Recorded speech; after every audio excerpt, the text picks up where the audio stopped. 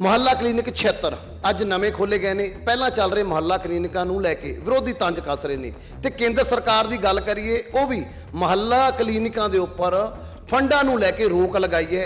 ਕਾਰਨ ਕੀ ਨੇ, ਕਿਵੇਂ ਦੇਖ ਰਹੇ ਹੋ ਨਵੇਂ ਖੋਲੇ ਮੁਹੱਲਾ ਕਲੀਨਿਕਾਂ ਨੂੰ? देखो जे ਜਿਹੜੇ ਇਹ ਮੁਹੱਲਾ ਕਲੀਨਿਕ ਖੁੱਲੇ ਆ, ਜੇ ਇਹ ਸਿਰਫ ਖਬਰ ਦੇ ਸੰਦਰਭ ਦੇ ਵਿੱਚੋਂ ਦੇਖੀਏ, ਜੇ ਖਬਰ ਪੜ੍ਹਨੀ ਹੋਵੇ ਕਿ ਜਿਹੜੇ 76 ਨਵੇਂ ਖੋਲ੍ਹ ਦਿੱਤੇ ਆ ਤੇ ਕੁੱਲ 659 ਹੋ ਗਿਆ, ਉਸ ਹਿਸਾਬ ਨਾਲ ਤਾਂ ਹੈਗੇ ਇਹ ਬਹੁਤ ਵਧੀਆ। ਜੇ ਅਸਲੀਅਤ ਇਹਦੀ ਦੇਖੀਏ, ਅਸਲੀਅਤ ਇਹ ਹੈ ਕਿ ਜਿਹੜੇ ਅੱਜ 76 ਖੋਲ੍ਹੇ ਨੇ, ਇਸ ਤੋਂ ਇਲਾਵਾ ਜਿਹੜੇ 500 ਕੁਝ ਸੀਗੇ, ਕਿਉਂਕਿ ਇਹ 76 ਖੁੱਲ੍ਹਣ ਦੇ ਨਾਲ 659 ਹੋ ਗਿਆ, ਪਰ ਇਸ ਤੋਂ ਪਹਿਲਾਂ ਜਿਹੜੇ ਖੁੱਲ੍ਹੇ ਉਹਦੇ ਨਾਲ ਗਿਣਤੀ ਜਿਹੜੀ ਆ 550 ਤੋਂ ਪਾਰ ਦੀ ਬਣਦੀ ਸੀਗੀ। ਤੇ ਉਹ ਜਿਹੜੇ ਆ ਉਹ ਬਹੁਤ ਚੰਗੇ ਤਰੀਕੇ ਨਾਲ ਚੱਲ ਨਹੀਂ ਰਹੇ। ਆਪਾਂ ਪਿਛਲੇ ਦਿਨੀ ਦੇਖਿਆ ਕਿ ਉੱਥੋਂ ਜਾਂ ਤਾਂ ਡਾਕਟਰ ਭੱਜ ਗਏ, ਜਾਂ ਡਾਕਟਰ ਦੇ ਜਿਹੜੇ ਹੈਲਪਰ ਉਹ ਭੱਜ ਗਏ, ਜਾਂ ਫਿਰ ਉੱਥੇ ਟੈਸਟ ਕਰਨ ਵਾਲੀਆਂ ਕੰਪਨੀਆਂ ਭੱਜ ਗਈਆਂ।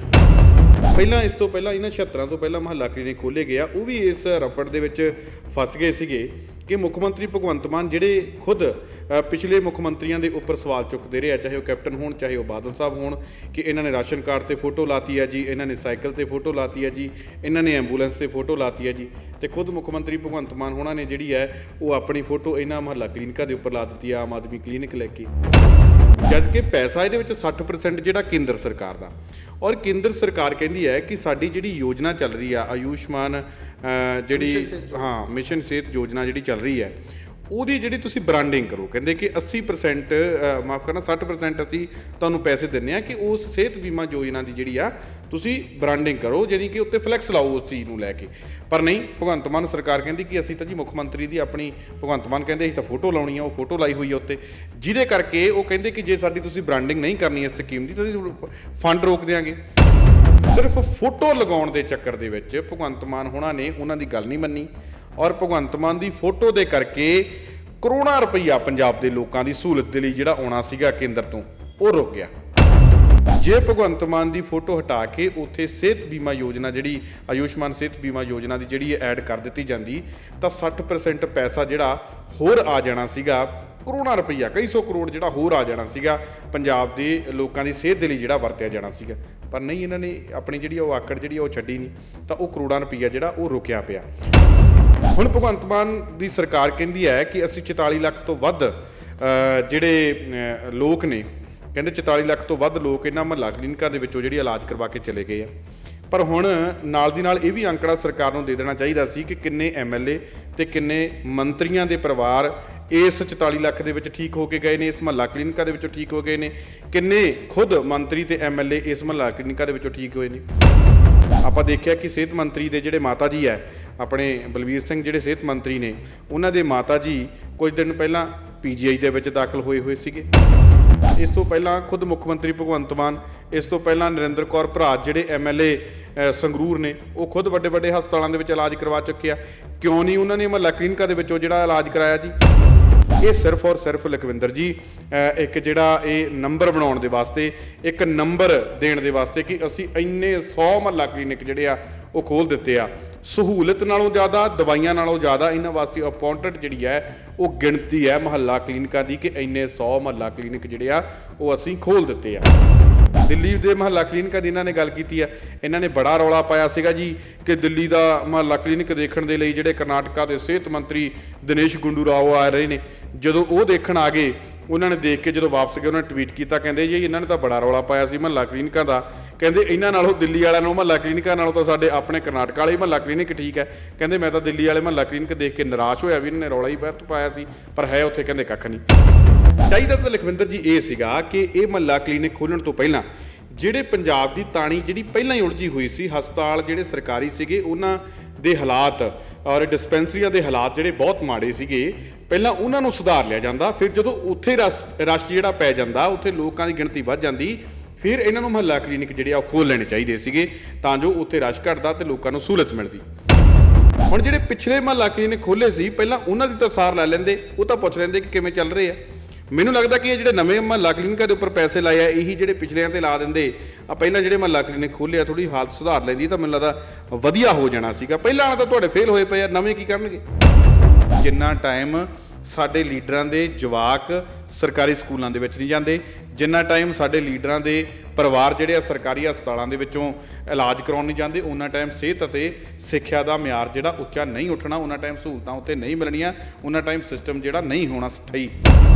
ਜੇ ਲੀਡਰਾਂ ਦੇ ਆਪਣੇ ਬੱਚੇ ਜ਼ਰੂਰੀ ਕਰ ਦਿੱਤੇ ਜਾਣ ਕਿ ਇੱਕ ਲੀਡਰ ਜਿਹੜਾ ਉਹੀ ਚੋਣ ਲੜ ਸਕਦਾ ਹੈ, ਜ਼ਰੂਰੀ ਕਰ ਦਿੱਤਾ ਜਾਵੇ ਕਿ ਉਹਦਾ ਬੱਚਾ ਜਿਹੜਾ ਆਰਮੀ ਦੇ ਵਿੱਚ ਜਾਊਗਾ ਹੀ ਜਾਊਗਾ, ਤੇ ਜੇ ਉਹ ਆਰਮੀ ਦੇ ਵਿੱਚ ਜਾਊਗਾ ਫੇਰ ਹੀ ਉਹ ਚੋਣ ਜਿਹੜੀ ਉਹ ਲੜ ਸਕਦਾ। ਤੇ ਫਿਰ ਦੇਖ ਲਓ ਤੁਸੀਂ ਸ਼ਹੀਦ ਜਿਹੜੇ ਉਹ ਹੁੰਦੇ ਆ ਕਿ ਨਹੀਂ ਬਾਰਡਰਾਂ ਦੇ ਉੱਪਰ, ਫਿਰ ਤੁਸੀਂ ਦੇਖ ਲਿਓ ਕਿ ਮਾਹੌਲ ਜਿਹੜਾ ਬਾਰਡਰਾਂ ਦੇ ਉੱਪਰ ਨਾਰਮਲ ਹੁੰਦਾ ਕਿ ਨਹੀਂ ਹੁੰਦਾ, ਆਪਣੇ ਆਪ ਸਾਰਾ ਕੁਝ ਨਾਰਮਲ ਹੋ ਜਾਣਾ। ਅੱਜ ਮਾਨ ਸਰਕਾਰ ਵੱਲੋਂ 76 ਹੋਰ ਨਵੇਂ ਮੁਹੱਲਾ ਕਲੀਨਿਕ ਖੋਲ ਦਿੱਤੇ ਗਏ ਨੇ। ਭਾਵੇਂ ਕਿ ਪਹਿਲਾਂ ਚੱਲ ਰਹੇ ਮੁਹੱਲਾ ਕਲੀਨਿਕ ਵਿਰੋਧੀਆਂ ਦੇ ਨਿਸ਼ਾਨੇ ਦੇ ਉੱਪਰ ਨੇ, ਇੱਥੋਂ ਕਿ ਕੇਂਦਰ ਸਰਕਾਰ ਨੂੰ ਵੀ ਇਹਨਾਂ ਮੁਹੱਲਾ ਕਲੀਨਿਕਾਂ ਤੋਂ ਆਪੱਤੀ ਹੈ। ਆਪੱਤੀ ਕਿਉਂ ਆ ਤੇ ਇਹਨਾਂ ਕਾਰਨ ਫੰਡ ਕਿਉਂ ਰੁਕੇ ਨੇ, ਇਸ ਬਾਰੇ ਜ਼ਿਆਦਾ ਜਾਣਕਾਰੀ ਲਈ ਮੇਰੇ ਨਾਲ ਨੇ ਮੇਰੇ ਸਹਿਯੋਗੀ ਸੁਖਵਿੰਦਰ ਸਿੱਧੂ ਜੀ। ਸੁਖਵਿੰਦਰ ਸਿੱਧੂ ਜੀ, ਮੁਹੱਲਾ ਕਲੀਨਿਕ 76 ਅੱਜ ਨਵੇਂ ਖੋਲੇ ਗਏ ਨੇ। ਪਹਿਲਾਂ ਚੱਲ ਰਹੇ ਮੁਹੱਲਾ ਕਲੀਨਿਕਾਂ ਨੂੰ ਲੈ ਕੇ ਵਿਰੋਧੀ ਤੰਜ ਕੱਸ ਰਹੇ ਨੇ, ਤੇ ਕੇਂਦਰ ਸਰਕਾਰ ਦੀ ਗੱਲ ਕਰੀਏ ਉਹ ਵੀ ਮੁਹੱਲਾ ਕਲੀਨਿਕਾਂ ਦੇ ਉੱਪਰ ਫੰਡਾਂ ਨੂੰ ਲੈ ਕੇ ਰੋਕ ਲਗਾਈ ਹੈ। ਕਾਰਨ ਕੀ ਨੇ, ਕਿਵੇਂ ਦੇਖ ਰਹੇ ਹੋ ਨਵੇਂ ਖੋਲੇ ਮੁਹੱਲਾ ਕਲੀਨਿਕਾਂ ਨੂੰ? ਦੇਖੋ, ਜੇ ਇਹ ਜਿਹੜੇ ਇਹ ਮੁਹੱਲਾ ਕਲੀਨਿਕ ਖੁੱਲ੍ਹੇ ਆ, ਜੇ ਇਹ ਸਿਰਫ ਖਬਰ ਦੇ ਸੰਦਰਭ ਦੇ ਵਿੱਚੋਂ ਦੇਖੀਏ, ਜੇ ਖਬਰ ਪੜ੍ਹਨੀ ਹੋਵੇ ਕਿ ਜਿਹੜੇ 76 ਨਵੇਂ ਖੋਲ੍ਹ ਦਿੱਤੇ ਆ ਤੇ ਕੁੱਲ 659 ਹੋ ਗਿਆ, ਉਸ ਹਿਸਾਬ ਨਾਲ ਤਾਂ ਹੈਗੇ ਬਹੁਤ ਵਧੀਆ। ਪਰ ਜੇ ਅਸਲੀਅਤ ਇਹਦੀ ਦੇਖੀਏ, ਅਸਲੀਅਤ ਇਹ ਹੈ ਕਿ ਜਿਹੜੇ ਅੱਜ 76 ਖੋਲ੍ਹੇ ਨੇ, ਇਸ ਤੋਂ ਇਲਾਵਾ ਜਿਹੜੇ 500 ਕੁਝ ਸੀਗੇ, ਕਿਉਂਕਿ ਇਹ 76 ਖੁੱਲ੍ਹਣ ਦੇ ਨਾਲ 659 ਹੋ ਗਿਆ, ਪਰ ਇਸ ਤੋਂ ਪਹਿਲਾਂ ਜਿਹੜੇ ਖੁੱਲ੍ਹੇ ਉਹਦੇ ਨਾਲ ਗਿਣਤੀ ਜਿਹੜੀ ਆ 550 ਤੋਂ ਪਾਰ ਦੀ ਬਣਦੀ ਸੀਗੀ। ਤੇ ਉਹ ਜਿਹੜੇ ਆ ਉਹ ਬਹੁਤ ਚੰਗੇ ਤਰੀਕੇ ਨਾਲ ਚੱਲ ਨਹੀਂ ਰਹੇ। ਆਪਾਂ ਪਿਛਲੇ ਦਿਨੀ ਦੇਖਿਆ ਕਿ ਉੱਥੋਂ ਜਾਂ ਤਾਂ ਡਾਕਟਰ ਭੱਜ ਗਏ, ਜਾਂ ਡਾਕਟਰ ਦੇ ਜਿਹੜੇ ਹੈਲਪਰ ਉਹ ਭੱਜ ਗਏ, ਜਾਂ ਫਿਰ ਉੱਥੇ ਟੈਸਟ ਕਰਨ ਵਾਲੀਆਂ ਕੰਪਨੀਆਂ ਭੱਜ ਗਈਆਂ। ਉੱਥੇ ਆਪਾਂ ਦੇਖਿਆ ਕਿ ਬਹੁਤਾ ਚੰਗਾ ਵਰਕ ਹੋਇਆ ਨਹੀਂ, ਬਹੁਤੇ ਥਾਈਂ ਤਾਂ ਬੰਦ ਦੀ ਕਗਾਰ ਦੇ ਉੱਪਰ ਇਹ ਹੈਗੇ ਆ। ਆਪਾਂ ਪਹਿਲਾਂ ਤੋਂ ਹੀ ਇਹ ਗੱਲ ਕਹਿੰਦੇ ਰਹੇ ਹਾਂ, ਪਰ ਮੈਂ ਨਵੀਂ ਦੀ ਗੱਲ ਦੱਸ ਰਿਹਾ। ਹੌਲੀ ਹੌਲੀ ਆਪਾਂ ਗੱਲ ਕਰਦੇ ਹਾਂ ਕਿ ਤੋਰਦੇ ਹਾਂ। ਜਿਹੜੇ ਪਹਿਲਾਂ ਇਸ ਤੋਂ ਪਹਿਲਾਂ ਇਹਨਾਂ 76 ਤੋਂ ਪਹਿਲਾਂ ਮੁਹੱਲਾ ਕਲੀਨਿਕ ਖੋਲ੍ਹੇ ਗਏ ਆ, ਉਹ ਵੀ ਇਸ ਰਫੜ ਦੇ ਵਿੱਚ ਫਸ ਗਏ ਸੀਗੇ ਕਿ ਮੁੱਖ ਮੰਤਰੀ ਭਗਵੰਤ ਮਾਨ ਜਿਹੜੇ ਖੁਦ ਪਿਛਲੇ ਮੁੱਖ ਮੰਤਰੀਆਂ ਦੇ ਉੱਪਰ ਸਵਾਲ ਚੁੱਕਦੇ ਰਹੇ ਆ, ਚਾਹੇ ਉਹ ਕੈਪਟਨ ਹੋਣ ਚਾਹੇ ਉਹ ਬਾਦਲ ਸਾਹਿਬ ਹੋਣ, ਕਿ ਇਹਨਾਂ ਨੇ ਰਾਸ਼ਨ ਕਾਰਡ ਤੇ ਫੋਟੋ ਲਾਤੀ ਹੈ ਜੀ, ਇਹਨਾਂ ਨੇ ਸਾਈਕਲ ਤੇ ਫੋਟੋ ਲਾਤੀ ਹੈ ਜੀ, ਇਹਨਾਂ ਨੇ ਐਂਬੂਲੈਂਸ ਤੇ ਫੋਟੋ ਲਾਤੀ ਹੈ ਜੀ। ਤੇ ਖੁਦ ਮੁੱਖ ਮੰਤਰੀ ਭਗਵੰਤ ਮਾਨ ਹੋਣਾ ਨੇ ਜਿਹੜੀ ਹੈ ਉਹ ਆਪਣੀ ਫੋਟੋ ਇਹਨਾਂ ਮੁਹੱਲਾ ਕਲੀਨਿਕਾਂ ਦੇ ਉੱਪਰ ਲਾ ਦਿੱਤੀ ਆ, ਆਮ ਆਦਮੀ ਕਲੀਨਿਕ ਲੈ ਕੇ। ਜਦ ਕਿ ਪੈਸਾ ਇਹਦੇ ਵਿੱਚ 60% ਜਿਹੜਾ ਕੇਂਦਰ ਸਰਕਾਰ ਦਾ, ਔਰ ਕੇਂਦਰ ਸਰਕਾਰ ਕਹਿੰਦੀ ਹੈ ਕਿ ਸਾਡੀ ਜਿਹੜੀ ਯੋਜਨਾ ਚੱਲ ਰਹੀ ਆ ਆਯੁਸ਼ਮਾਨ ਜਿਹੜੀ ਮਿਸ਼ਨ ਸਿਹਤ ਯੋਜਨਾ ਜਿਹੜੀ ਚੱਲ ਰਹੀ ਹੈ, ਉਹਦੀ ਜਿਹੜੀ ਤੁਸੀਂ ਬ੍ਰਾਂਡਿੰਗ ਕਰੋ। ਕਹਿੰਦੇ ਕਿ 80% ਮਾਫ ਕਰਨਾ 60% ਅਸੀਂ ਤੁਹਾਨੂੰ ਪੈਸੇ ਦਿੰਦੇ ਹਾਂ ਕਿ ਉਸ ਸਿਹਤ ਬੀਮਾ ਯੋਜਨਾ ਦੀ ਜਿਹੜੀ ਆ ਤੁਸੀਂ ਬ੍ਰਾਂਡਿੰਗ ਕਰੋ, ਯਾਨੀ ਕਿ ਉੱਤੇ ਫਲੈਕਸ ਲਾਓ ਉਸ ਚੀਜ਼ ਨੂੰ ਲੈ ਕੇ। ਪਰ ਨਹੀਂ, ਭਗਵੰਤ ਮਾਨ ਸਰਕਾਰ ਕਹਿੰਦੀ ਕਿ ਅਸੀਂ ਤਾਂ ਜੀ ਮੁੱਖ ਮੰਤਰੀ ਦੀ ਆਪਣੀ, ਭਗਵੰਤ ਮਾਨ ਕਹਿੰਦੇ ਅਸੀਂ ਤਾਂ ਫੋਟੋ ਲਾਉਣੀ ਆ, ਉਹ ਫੋਟੋ ਲਾਈ ਹੋਈ ਆ ਉੱਤੇ, ਜਿਹਦੇ ਕਰਕੇ ਉਹ ਕਹਿੰਦੇ ਕਿ ਜੇ ਸਾਡੀ ਤੁਸੀਂ ਬ੍ਰਾਂਡਿੰਗ ਨਹੀਂ ਕਰਨੀ ਇਸ ਸਕੀਮ ਦੀ ਤਾਂ ਅਸੀਂ ਫੰਡ ਰੋਕ ਦਿਆਂਗੇ। ਸਿਰਫ ਫੋਟੋ ਲਗਾਉਣ ਦੇ ਚੱਕਰ ਦੇ ਵਿੱਚ ਭਗਵੰਤ ਮਾਨ ਹੋਣਾ ਨੇ ਉਹਨਾਂ ਦੀ ਗੱਲ ਨਹੀਂ ਮੰਨੀ, ਔਰ ਭਗਵੰਤ ਮਾਨ ਦੀ ਫੋਟੋ ਦੇ ਕਰਕੇ ਕਰੋੜਾਂ ਰੁਪਈਆ ਪੰਜਾਬ ਦੇ ਲੋਕਾਂ ਦੀ ਸਹੂਲਤ ਦੇ ਲਈ ਜਿਹੜਾ ਆਉਣਾ ਸੀਗਾ ਕੇਂਦਰ ਤੋਂ, ਉਹ ਰੁਕ ਗਿਆ। ਭਗਵੰਤ ਮਾਨ ਉਹਨਾਂ ਨੇ ਆਪਣੀ ਆਕੜ ਨਹੀਂ ਛੱਡੀ, ਸਰਕਾਰ ਨੇ ਆਕੜ ਨਹੀਂ ਛੱਡੀ, ਭਗਵੰਤ ਮਾਨ ਦੀ ਫੋਟੋ ਉਵੇਂ ਦੀ ਉਵੇਂ ਲੱਗੀ ਹੈ। ਜੇ ਭਗਵੰਤ ਮਾਨ ਦੀ ਫੋਟੋ ਹਟਾ ਕੇ ਉੱਥੇ ਸਿਹਤ ਬੀਮਾ ਯੋਜਨਾ ਜਿਹੜੀ ਆਯੁਸ਼ਮਾਨ ਸਿਹਤ ਬੀਮਾ ਯੋਜਨਾ ਦੀ ਜਿਹੜੀ ਐਡ ਕਰ ਦਿੱਤੀ ਜਾਂਦੀ ਤਾਂ 60% ਪੈਸਾ ਜਿਹੜਾ ਹੋਰ ਆ ਜਾਣਾ ਸੀਗਾ, ਕਰੋੜਾਂ ਰੁਪਈਆ, ਕਈ ਸੌ ਕਰੋੜ ਜਿਹੜਾ ਹੋਰ ਆ ਜਾਣਾ ਸੀਗਾ ਪੰਜਾਬ ਦੇ ਲੋਕਾਂ ਦੀ ਸਿਹਤ ਦੇ ਲਈ ਜਿਹੜਾ ਵਰਤਿਆ ਜਾਣਾ ਸੀਗਾ। ਪਰ ਨਹੀਂ, ਇਹਨਾਂ ਨੇ ਆਪਣੀ ਜਿਹੜੀ ਉਹ ਆਕੜ ਜਿਹੜੀ ਉਹ ਛੱਡੀ ਨਹੀਂ, ਤਾਂ ਉਹ ਕਰੋੜਾਂ ਰੁਪਈਆ ਜਿਹੜਾ ਉਹ ਰੁਕਿਆ ਪਿਆ। ਹੁਣ ਭਗਵੰਤ ਮਾਨ ਦੀ ਸਰਕਾਰ ਕਹਿੰਦੀ ਹੈ ਕਿ ਅਸੀਂ 44 ਲੱਖ ਤੋਂ ਵੱਧ ਜਿਹੜੇ ਲੋਕ ਨੇ, ਕਹਿੰਦੇ 44 ਲੱਖ ਤੋਂ ਵੱਧ ਲੋਕ ਇਹਨਾਂ ਮੁਹੱਲਾ ਕਲੀਨਿਕਾਂ ਦੇ ਵਿੱਚੋਂ ਜਿਹੜੀ ਇਲਾਜ ਕਰਵਾ ਕੇ ਚਲੇ ਗਏ ਆ। ਪਰ ਹੁਣ ਨਾਲ ਦੀ ਨਾਲ ਇਹ ਵੀ ਅੰਕੜਾ ਸਰਕਾਰ ਨੂੰ ਦੇ ਦੇਣਾ ਚਾਹੀਦਾ ਸੀ ਕਿ ਕਿੰਨੇ ਐਮਐਲਏ ਤੇ ਕਿੰਨੇ ਮੰਤਰੀਆਂ ਦੇ ਪਰਿਵਾਰ ਇਸ 44 ਲੱਖ ਦੇ ਵਿੱਚ ਠੀਕ ਹੋ ਕੇ ਗਏ ਨੇ, ਇਸ ਮੁਹੱਲਾ ਕਲੀਨਿਕਾਂ ਦੇ ਵਿੱਚੋਂ ਠੀਕ ਹੋ ਗਏ ਨੇ, ਕਿੰਨੇ ਖੁਦ ਮੰਤਰੀ ਤੇ ਐਮਐਲਏ ਇਸ ਮੁਹੱਲਾ ਕਲੀਨਿਕਾਂ ਦੇ ਵਿੱਚੋਂ ਠੀਕ ਹੋਏ ਨੇ। ਆਪਾਂ ਦੇਖਿਆ ਕਿ ਸਿਹਤ ਮੰਤਰੀ ਦੇ ਜਿਹੜੇ ਮਾਤਾ ਜੀ ਹੈ, ਆਪਣੇ ਬਲਬੀਰ ਸਿੰਘ ਜਿਹੜੇ ਸਿਹਤ ਮੰਤਰੀ ਨੇ, ਉਹਨਾਂ ਦੇ ਮਾਤਾ ਜੀ ਕੁਝ ਦਿਨ ਪਹਿਲਾਂ ਪੀਜੀਆਈ ਦੇ ਵਿੱਚ ਦਾਖਲ ਹੋਏ ਸੀਗੇ। ਹਾਲਾਂਕਿ ਚਲੋ ਸਿਹਤ ਉਹਨਾਂ ਦੀ ਠੀਕ ਨਹੀਂ ਸੀ, ਬਜ਼ੁਰਗ ਵੀ ਜ਼ਿਆਦਾ ਨੇ, ਹਾਲਾਂਕਿ ਉਹਨਾਂ ਦਾ ਆਪਰੇਸ਼ਨ ਵੀ ਹੋਣਾ ਸੀ। ਚਲੋ ਉਹਨਾਂ ਦੇ ਮਾਤਾ ਜੀ ਨੂੰ ਆਪਾਂ ਸਾਈਡ 'ਤੇ ਵੀ ਰੱਖ ਲਈਏ ਇਸ ਤੋਂ ਪਹਿਲਾਂ ਖੁਦ ਮੁੱਖ ਮੰਤਰੀ ਭਗਵੰਤ ਮਾਨ, ਇਸ ਤੋਂ ਪਹਿਲਾਂ ਨਰਿੰਦਰ ਕੌਰ ਭਰਾਜ ਜਿਹੜੇ MLA ਸੰਗਰੂਰ ਨੇ, ਉਹ ਖੁਦ ਵੱਡੇ ਵੱਡੇ ਹਸਪਤਾਲਾਂ ਦੇ ਵਿੱਚ ਇਲਾਜ ਕਰਵਾ ਚੁੱਕੇ ਆ। ਕਿਉਂ ਨਹੀਂ ਉਹਨਾਂ ਨੇ ਮੁਹੱਲਾ ਕਲੀਨਿਕਾਂ ਦੇ ਵਿੱਚੋਂ ਜਿਹੜਾ ਇਲਾਜ ਕਰਾਇਆ ਜੀ? ਇਹ ਸਿਰਫ ਔਰ ਸਿਰਫ ਲਖਵਿੰਦਰ ਜੀ ਇੱਕ ਜਿਹੜਾ ਇਹ ਨੰਬਰ ਬਣਾਉਣ ਦੇ ਵਾਸਤੇ, ਇੱਕ ਨੰਬਰ ਦੇਣ ਦੇ ਵਾਸਤੇ ਕਿ ਅਸੀਂ ਇੰਨੇ 100 ਮੁਹੱਲਾ ਕਲੀਨਿਕ ਜਿਹੜੇ ਆ ਉਹ ਖੋਲ੍ਹ ਦਿੱਤੇ ਆ। ਸਹੂਲਤ ਨਾਲੋਂ ਜ਼ਿਆਦਾ, ਦਵਾਈਆਂ ਨਾਲੋਂ ਜ਼ਿਆਦਾ ਇਹਨਾਂ ਵਾਸਤੇ ਅਪਾਇੰਟਡ ਜਿਹੜੀ ਹੈ ਉਹ ਗਿਣਤੀ ਹੈ ਮੁਹੱਲਾ ਕਲੀਨਿਕਾਂ ਦੀ ਕਿ ਇੰਨੇ 100 ਮੁਹੱਲਾ ਕਲੀਨਿਕ ਜਿਹੜੇ ਆ ਉਹ ਅਸੀਂ ਖੋਲ੍ਹ ਦਿੱਤੇ ਆ। ਪਰ ਸਮਝੋ ਬਾਹਰ ਗੱਲ ਹੈ, ਦਿੱਲੀ ਦੇ ਮੁਹੱਲਾ ਕਲੀਨਿਕਾਂ ਦੀ ਇਹਨਾਂ ਨੇ ਗੱਲ ਕੀਤੀ ਹੈ। ਇਹਨਾਂ ਨੇ ਬੜਾ ਰੌਲਾ ਪਾਇਆ ਸੀਗਾ ਜੀ ਕਿ ਦਿੱਲੀ ਦਾ ਮੁਹੱਲਾ ਕਲੀਨਿਕ ਦੇਖਣ ਦੇ ਲਈ ਜਿਹੜੇ ਕਰਨਾਟਕਾ ਦੇ ਸਿਹਤ ਮੰਤਰੀ ਦਿਨੇਸ਼ ਗੁੰਡੂ ਰਾਓ ਆ ਰਹੇ ਨੇ, ਜਦੋਂ ਉਹ ਦੇਖਣ ਆ ਗਏ, ਉਹਨਾਂ ਨੇ ਦੇਖ ਕੇ ਜਦੋਂ ਵਾਪਸ ਗਏ, ਉਹਨਾਂ ਨੇ ਟਵੀਟ ਕੀਤਾ, ਕਹਿੰਦੇ ਜੀ ਇਹਨਾਂ ਨੇ ਤਾਂ ਬੜਾ ਰੌਲਾ ਪਾਇਆ ਸੀ ਮੁਹੱਲਾ ਕਲੀਨਿਕਾਂ ਦਾ, ਕਹਿੰਦੇ ਇਹਨਾਂ ਨਾਲੋਂ ਦਿੱਲੀ ਵਾਲਿਆਂ ਨੂੰ ਮੁਹੱਲਾ ਕਲੀਨਿਕਾਂ ਨਾਲੋਂ ਤਾਂ ਸਾਡੇ ਆਪਣੇ ਕਰਨਾਟਕ ਵਾਲੇ ਮੁਹੱਲਾ ਕਲੀਨਿਕ ਠੀਕ ਹੈ। ਕਹਿੰਦੇ ਮੈਂ ਤਾਂ ਦਿੱਲੀ ਵਾਲੇ ਮੁਹੱਲਾ ਕਲੀਨਿਕ ਦੇਖ ਕੇ ਨਿਰਾਸ਼ ਹੋਇਆ ਵੀ ਇਹਨਾਂ ਨੇ ਰੌਲਾ ਹੀ ਬਹੁਤ ਪਾਇਆ ਸੀ, ਪਰ ਹੈ ਉੱਥੇ ਕਹਿੰਦੇ ਕੱਖ ਨਹੀਂ। ਤੇ ਯਾਨੀ ਕਹਿਣ ਦਾ ਭਾਵ ਰੌਲਾ ਰੱਪਾ ਲਖਵਿੰਦਰ ਜੀ ਇਹ ਜ਼ਿਆਦਾ ਹੈਗਾ। ਪਹਿਲਾਂ ਤੁਸੀਂ ਦੇਖੋ ਰੌਲਾ ਪਿਆ 10 ਕਰੋੜ ਰੁਪਈਆ ਕਹਿੰਦੇ ਲੱਗਿਆ ਸੀਗਾ ਮੁਹੱਲਾ ਕਲੀਨਿਕਾਂ ਦੇ ਉੱਪਰ, ਔਰ 30 ਕਰੋੜ ਦੀ ਜਿਹੜੇ ਐਡ ਕਰਨ ਨੂੰ ਕਹਿੰਦੇ ਸੀ। ਇੱਕ ਅਫਸਰ ਵੀ ਉਹਦੇ ਵਿੱਚ ਜਿਹੜਾ ਉਹ ਟੰਗਿਆ ਗਿਆ, ਉਹ ਵੀ ਜਿਹੜੀਆਂ ਸਾਰਿਆਂ ਦੇ ਸਾਹਮਣੇ ਗੱਲਾਂ ਜਿਹੜੀਆਂ ਆਈਆਂ। ਚਾਹੀਦਾ ਤਾਂ ਲਖਵਿੰਦਰ ਜੀ ਇਹ ਸੀਗਾ ਕਿ ਇਹ ਮੁਹੱਲਾ ਕਲੀਨਿਕ ਖੋਲ੍ਹਣ ਤੋਂ ਪਹਿਲਾਂ ਜਿਹੜੇ ਪੰਜਾਬ ਦੀ ਤਾਣੀ ਜਿਹੜੀ ਪਹਿਲਾਂ ਹੀ ਉਲਝੀ ਹੋਈ ਸੀ, ਹਸਪਤਾਲ ਜਿਹੜੇ ਸਰਕਾਰੀ ਸੀਗੇ ਉਹਨਾਂ ਦੇ ਹਾਲਾਤ ਔਰ ਡਿਸਪੈਂਸਰੀਆਂ ਦੇ ਹਾਲਾਤ ਜਿਹੜੇ ਬਹੁਤ ਮਾੜੇ ਸੀਗੇ, ਪਹਿਲਾਂ ਉਹਨਾਂ ਨੂੰ ਸੁਧਾਰ ਲਿਆ ਜਾਂਦਾ। ਫਿਰ ਜਦੋਂ ਉੱਥੇ ਰਸ਼ ਜਿਹੜਾ ਪੈ ਜਾਂਦਾ, ਉੱਥੇ ਲੋਕਾਂ ਦੀ ਗਿਣਤੀ ਵੱਧ ਜਾਂਦੀ, ਫਿਰ ਇਹਨਾਂ ਨੂੰ ਮੁਹੱਲਾ ਕਲੀਨਿਕ ਜਿਹੜੇ ਆ ਉਹ ਖੋਲ੍ਹ ਲੈਣੇ ਚਾਹੀਦੇ ਸੀਗੇ ਤਾਂ ਜੋ ਉੱਥੇ ਰਸ਼ ਘਟਦਾ ਅਤੇ ਲੋਕਾਂ ਨੂੰ ਸਹੂਲਤ ਮਿਲਦੀ। ਚਲੋ ਉਹ ਗਲਤੀ ਇਹਨਾਂ ਨੇ ਕਰ ਲਈ, ਚਲੋ ਅੱਗੇ ਆ ਗਏ, ਚਲੋ ਫਿਰ ਵੀ ਆਪਾਂ ਮੰਨ ਲੈਂਦੇ ਹਾਂ ਕਿ ਚਲੋ ਮੁਹੱਲਾ ਕਲੀਨਿਕ ਖੋਲ੍ਹਤੇ।